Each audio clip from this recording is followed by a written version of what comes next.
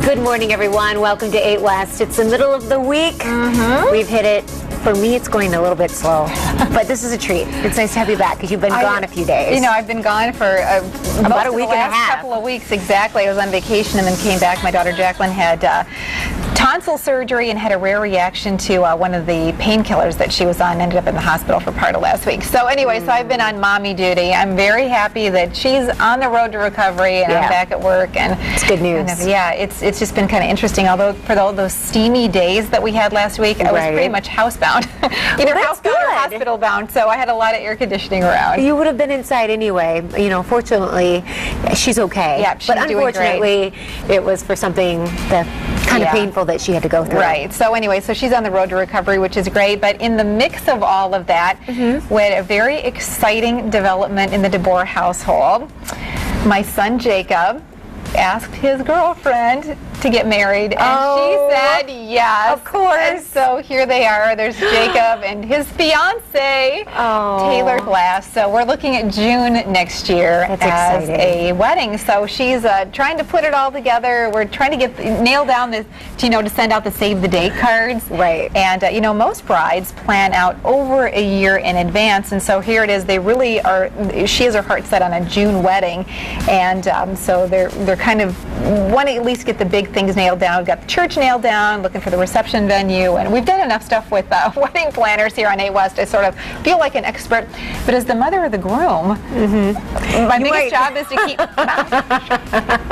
exactly. Okay, we've got to share this because unbeknownst to Taylor and probably unbeknownst to Jake, we've kind of known this was going to happen sometime soon. Oh yeah. Wasn't it an exciting proposal? Because that's really a big deal. Yes. And how you do it too. How you do it. You said he was throwing around some ideas. He was throwing around some ideas, and at the end of the day, it was last Saturday. It was a gorgeous day. He said, I'm going to ask Taylor to marry me today. Today's the day. Today's the day, right?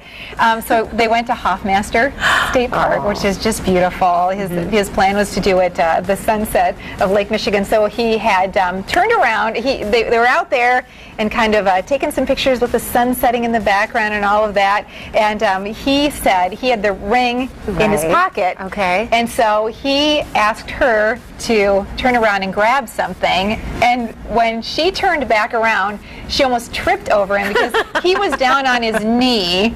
And she didn't know he was going to be down on his knee. So anyway, it was just really... I wasn't there, and I did ask him if he could flip cam the whole thing, and he just kind of rolled his eyes. So I said, unfortunately for you guys, that there's not going to be very much privacy as you plan this wedding. And that's great because it's a public space, and it's a beautiful space, and it'll always be special to them. Yeah, exactly. Years down the road, they can take their family there to go camping. Oh, yeah. They can go and visit there, and that can be their spot. Yeah, it's one of the... I think it's just one of those treasures, and why not enjoy the Lake Michigan shoreline to that's have good that news. special moment. So exciting. Really excited. We love her. She's almost like a part of the family already, and we love her family. So yeah, it's really great. And I know you're looking forward to their family. Oh yeah, exactly. Eventually, I can't wait to get a grandbaby. No pressure. They're going to wait for a while. They're planning to go. I don't even want to go there yet for them because they're young. Time. Yeah, they're getting married young because Jake's planning to head back to Israel to go to attend at least part of seminary, and he wants to go there with her, and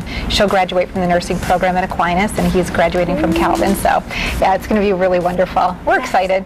That's exciting. That is really, really exciting. You've grown since I saw you last. Yeah, they say it's about a pound a week or so. Wow, you look fantastic. And so healthy. Thanks. We're inching toward August already. Where did July go? Yeah. I have no idea. And then I just feel like it's right around the corner. Everything's going to go so fast. But I think that's the whole deal with being pregnant during a very exciting time like summertime. Right. There's so much happening. You're kind of forgetting about some other things. But actually, it's been an interesting process. And when you're pregnant, obviously you go through a lot of tests. They're constantly monitoring your health and making sure that you're healthy, that the baby's healthy, that everything's happening as it should be. And I learned something recently. I found out that I'm low in iron. Really? Yeah, with some of the mini tests that we've been doing.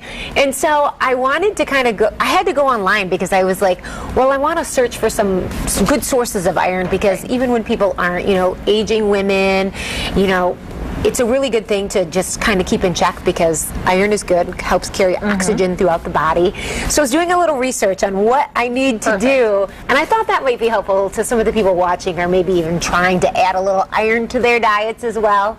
Red meat, beans. Oh, I didn't realize beans. Spinach. Yeah, beans. Wow. All kinds. Lentils. Oh, You name it. All kinds of beans. Brown and white rice, prune juice, raisins, How about vegetables. that?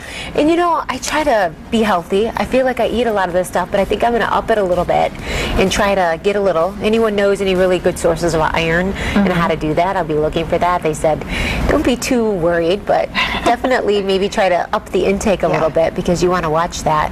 Vitamins help, you know, other things. And you're a really good eater anyway. Oh, yeah. So can you put spinach in some of those smoothies that I you do. Very good. I did the smoothie yesterday morning, the green smoothie, and I put in a lot of the carrots and spinach and fruit, but maybe I'm just going to have to fill that baby up and bring a couple during the day. That hey, sounds maybe I'll great. bring one for you.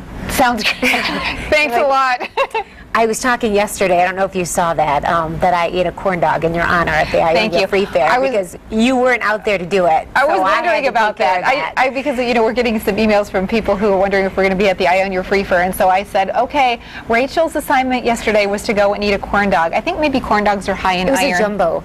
Oh, perfect. Actually, yeah. They said, here, have some corn dogs. I said, they ordered me up one, and I said, I'll take a corn dog. And they said, give her a jumbo. And I said, no, I'll just take the regular. They're like, no, you can do that. You gotta have a jumbo. You're eating for two. I was eating for three, yes.